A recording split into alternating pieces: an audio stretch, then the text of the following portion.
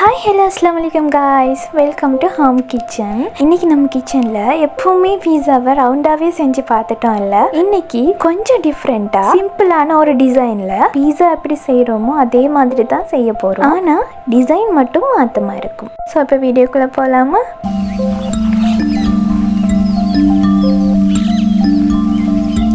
இதுக்கு நம்ம முதலாவதாக பீஸாக்கான டோவை ரெடி பண்ணி கொள்ள போகிறோம். அதுக்கு 150 கிராம் கோதுமை மா, 2 டீஸ்பூன் ஈஸ்ட், 2 டீஸ்பூன் சுகர், தேவையான அளவு உப்பு, தண்ணி இதெல்லாம் எடுத்து வச்சுக்கிட்டேன். இப்போது முதலாவதாக மாவை போட்டு அதுக்குள்ள ஈஸ்ட், சுகர், உப்பு இதெல்லாத்தையும் போட்டு தண்ணி ஊற்றி கொஞ்சம் கொஞ்சமாக மிக்ஸ் பண்ணி ஒரு சாஃப்டான டோ செஞ்சுக்க போகிறோம். ஈஸ்ட்டை ஆக்டிவ் பண்ணி பண்ணுறதுண்டாலும் பண்ணலாம், இப்படியே கூட பண்ணலாம். ஆக்டிவ் பண்ணி பண்ணால் டோ வந்து இன்னும் கொஞ்சம் பொங்கி வரும். இந்த மாதிரி கொஞ்சம் கொஞ்சமாக தண்ணி ஊற்றி சப்பாத்தி மாதிரி இருக்குல்ல, அதை விட கொஞ்சம் சாஃப்டான ஒரு பதத்துக்கு பசஞ்சு எடுத்துக்க போகிறோம். இப்போ நான் இதை ஒரு ஒர்க்கிங் ஏரியாவுக்கு மாற்றி இந்த மாதிரி நல்லா இழுத்து இழுத்து பசஞ்சு எடுத்துக்க போகிறேன். அப்போ தான் நல்லா சாஃப்டாக வரும். அடுத்தது 1 டீஸ்பூன் பட்டர், அப்படி இல்லைன்னா 1 டீஸ்பூன் கோகோனட் ஆயில் சேர்த்து கடைசியாக இந்த மாதிரி லைட்டாக பசைஞ்சு விட்டுக்கோங்க. இப்போ நாங்கள் இதை ஒரு பாத்திரத்தில் போட்டு மூடி ஒரு ஓரமாக வச்சிடுவோம்.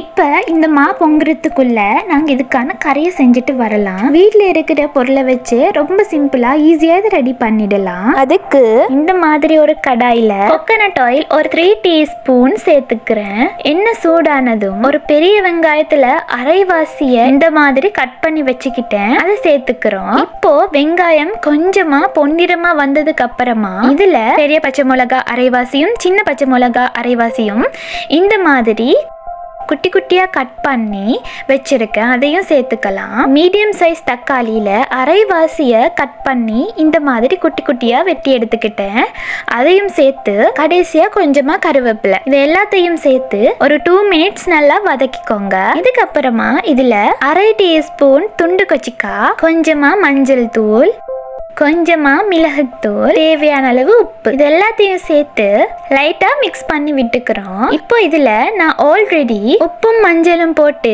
அவிச்ச ஒரு சிக்கன் பீஸை இந்த மாதிரி துண்டு துண்டா வெட்டி எடுத்திருக்கேன். இது ஆப்ஷனல் தான், இது போட்டால் இன்னும் கூட கொஞ்சம் டேஸ்டாக இருக்கும். கடைசியாக ஒரு மீடியம் சைஸ் உருளைக்கிழங்க உப்பு போட்டு அவிச்சு மசிச்சு வச்சிருக்கேன், இதையும் சேர்த்துக்கிறோம். இப்போ இதை ஒரு 5 நிமிஷம் நல்லா மிக்ஸ் பண்ணி விட்டுட்டு ஸ்டவ் ஆஃப் பண்ணிக்கோங்க. கறி ரெடி ஆயிடும். அடுத்து நாங்க பீஸாக்காக மா பசைஞ்சு வச்சோம்ல, அது பொங்கி வந்திருக்கு. இத ஒரு மணி நேரமாச்சும் வச்சா நல்லா பொங்கி வரும். நான் கறி செஞ்சதுக்கு அப்புறமாவே ரெடி பண்ணிக்கிறேன். இதை ரெடி பண்றதுக்கு நாங்க இன்னைக்கு ஓவன்ல பண்ண போறது இல்ல, சிம்பிளா பேன் வச்சு தான் பண்ண போறோம். இப்போ கையில கொஞ்சம் எண்ணெய் தடவிட்டு அந்த டோ எடுத்து இந்த மாதிரி ஒரு பேன்ல மாத்திக்க போறோம். அதுக்கு முன்னாடி பேனுக்கு கொஞ்சமா எண்ணெய் தடவிக்கோங்க. இப்போதான் மெயினான விஷயத்துக்கே வரும். எப்பவுமே செய்யற மாதிரி ரவுண்டா பீஸாவை செய்யாம இந்த மாதிரி செய்ய போறோம். அதுக்கு வீடியோல காட்டுற மாதிரியே மாவை இந்த மாதிரியான ஒரு ஷேப்ல வச்சுக்கோங்க. வச்சுட்டு இந்த ஓரத்தை மட்டும் அழுத்தி விட்டு கொண்டா அதுக்கான ஷேப் வந்துடும். இந்த மாதிரி எல்லா சைடையும் அழுத்தி விட்டு இந்த ஷேப்புக்கு கொண்டு வந்துக்கோங்க. இப்போ இதுல சமையலுக்காக யூஸ் பண்ற ஒரு கத்திரிக்கோல் எடுத்துக்கோங்க. அதை வச்சு வீடியோல காட்டுற மாதிரி இந்த மாதிரி கட் பண்ணி விட்டுக்கோங்க.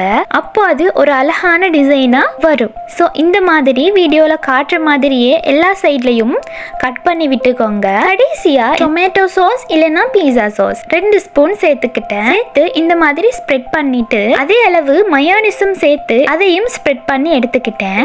இதுக்கு மேலால நாங்க ஆல்ரெடி செஞ்சு வச்சிருக்கிறோம் இல்லையா பீஸாக்கான கறி, அதை போட்டு ஷேப் பண்ணிக்கிறோம். கடைசியா இதுல ஒரு முட்டையோட மஞ்சள் கருவையோ இல்லைன்னா மஞ்சள் டை இருக்குல்ல, அதை கரைச்சோ இந்த மாதிரி ஓரத்துல எல்லாம் நல்லா பூசி எடுத்துக்கிறோம். அப்ப வந்து பாக்குறதுக்கு இன்னும் கொஞ்சம் அழகா இருக்கும். ஸோ ஃபைனலா இது ரெடி ஆயிடுச்சு.